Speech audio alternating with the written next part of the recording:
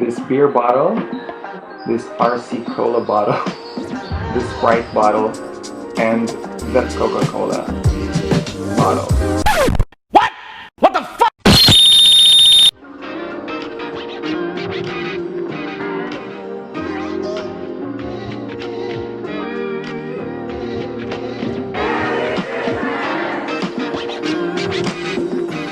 Good morning. So it's now January 16, early morning here in the Philippines, and I am about to do the next phase of this home brew. So 2 weeks ago, actually a bit more than 2 weeks ago, I started the brewing of the beer. So about 15 days after the start of the fermentation, I am about to transfer to the bottles.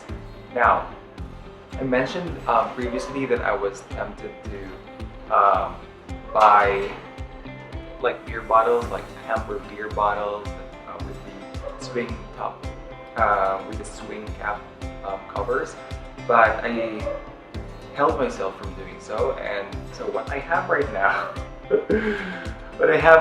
I am so sorry to the beer enthusiasts if this is sort of a crime I'm doing. But anyway, what I have right now are empty bottles. Now one is, I guess it is acceptable generally, but anyway, this is a 32-ounce beer container that I got more than 2 years ago, almost 3 years ago, in Alaska. Yeah, so it's actually 3 Bears Alaska, that's the company. So this is 32 fluid ounces, so that's about 940 plus ml. And then Sprite has 750 ml capacity. This one also has 750 ml capacity, a Coca-Cola bottle. Then an RC Cola bottle, 800 ml. And soft drinks are carbonated drinks, right? So these must be rated for a pressurized drink. So let us see how the beer looks like so far. Okay, so I used a towel to cover it, and I actually just stored it here on the bar here at the side. Basically didn't touch it. Now I feel like fermentation did occur, right? There are carbon dioxide bubbles. In previous days there are more, but now, yeah, they kind of dissipated or escaped to the solution already. Alright, so I'm gonna use these. You know, the stock pots are kind of handy. What I meant to make use of this is just to control the spill. Oh, also, we need to add priming sugar, right? Based on the tutorial videos, like they use about a teaspoon of sugar for an amber bottle, which looks like about between 300 to 500 ml. So I'm thinking I'm gonna use 2 teaspoons of sugar. Now I have here my weighing scale just to check how much a teaspoon of sugar is, more or less. I have my phone ready. So I'm gonna use refined sugar. Okay, let's check how much a teaspoon or 2 teaspoons contain. So at least I have a record of the average. So that's about 10.1 grams for this bottle.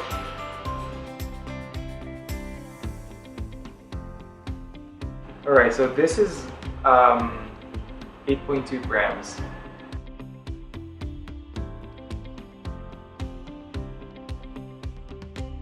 Okay, so about 8.7 grams for this.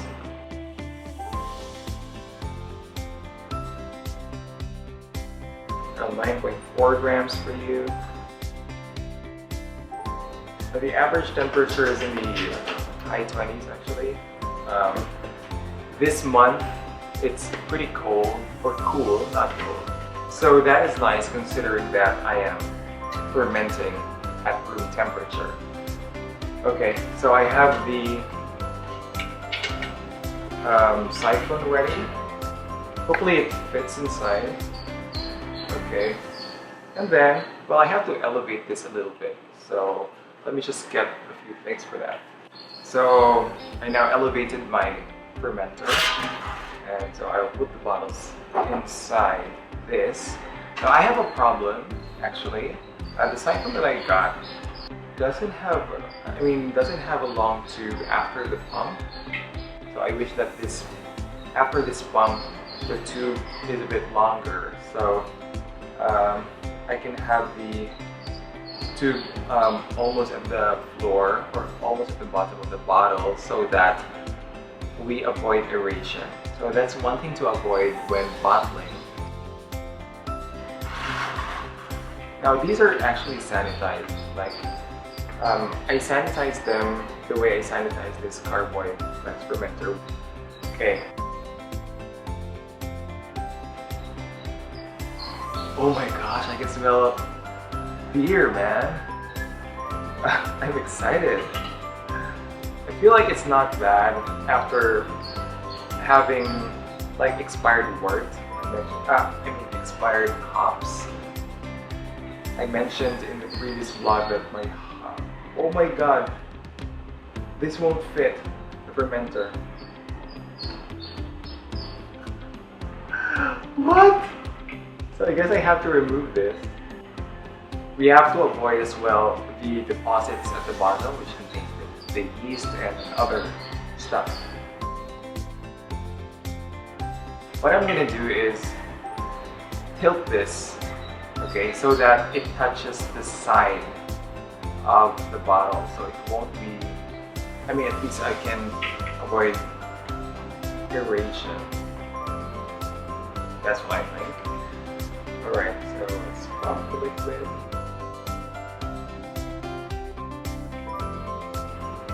Okay, I'm not careful right now. I think I have to elevate this even more, so... What a nude, man. You know, I'm like aerating this a lot right now. Okay guys. Oh my god.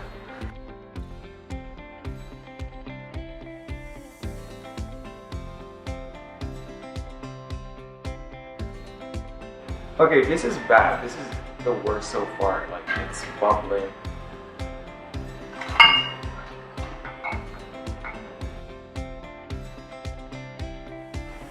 And then, final bottle.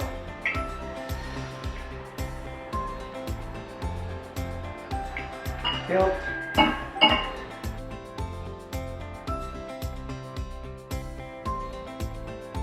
Okay, that should be enough. Alright, so for my last bottle, I am expecting turbidity in there. Okay, so for this one, I would need to drain a little bit because it's filled quite almost to the tip with beer. So that will be useful for me. Okay, I'm gonna get the beer here. The reason for that is, alright, I want to taste it. And also kind of check the test. Okay, so there's that. First one is this. As you can see, there's a froth layer at the top. So I think that's bad because basically I aerated the drink. Oh no, that's sugar. So I'm expecting this last bottle to be turbid because I couldn't help but suck in some of the deposits. So this beer bottle, this RC Cola bottle, the Sprite bottle, and the Coca-Cola bottle. Okay, so what I'm gonna do now is wash the sides of these bottles. Alright, so I got this stock pot now. I'm gonna put all the bottles in. Alright, now I'm gonna cover this with the towel. Alright, so notes. Okay, first one, I got a siphon tube, but this filter tip does not fit the mouth of the cardboard glass fermenter. Also, another problem with this siphon tube is it doesn't have a long tube after the pump. So I had to tilt the bottle to avoid aeration, which I didn't. We're gonna find out what the effect of that is, or how the ending beer is, but of course we have learned another lesson. And then second note, for 750 up to 940 ml bottles, I put 2 teaspoons of sugar for each. And then another note though, I love the smell already. It has a sweet smell actually, and the hop smell is not that strong. During my brew, like before I fermented, I did not take the temperature. I did not take the density. That's one thing I forgot to do. Like even with the lack of tools, even with the lack of the apparatus for taking the density, I can still have an estimate of that by having a measuring cup, for example, and then weighing it. So more or less I get the estimate of the density. Now, what is the density for? It is for checking the alcohol content by the end of the whole brewing process. So the ending liquid for this, I could check the like right now actually, I can check the density and compare it to the previous density prior to fermentation basically. And back calculate it, so you can check the alcohol content. Okay. Now, thirdly, I'm intrigued about the taste already. So, prior to carbonation, let's have a taste of the beer. This is already beer, right? Because fermentation occurred already. Okay. The bitter taste is there. The past 2 weeks I've been drinking beer because I started this hashtag Beer Fridays in my Instagram. Like I do an Instagram live and I drink 1 bottle of beer and then just ramble or have a conversation. So I've been drinking beer that is not that bitter, but this one is quite bitter, which I honestly like. I mean, in terms of beer, I'm more to the bitter side. So the thing with the bitter taste is that it lingers for a long time, right? For me, the bitterness is fine.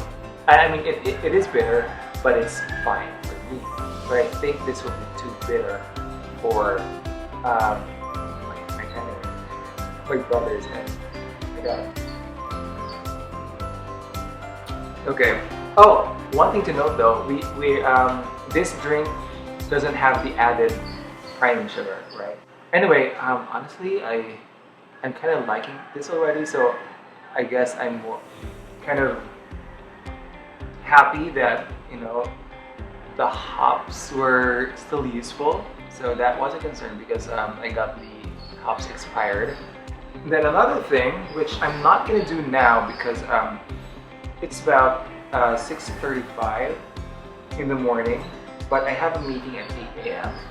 So that's not enough time, like 1 hour and 25 minutes, that's not enough time for the brewing process because now that this cardboard glass fermenter is free, okay, I can use it again so I can brew the next, the other type of malt that I got, which is the Carafa Type 2.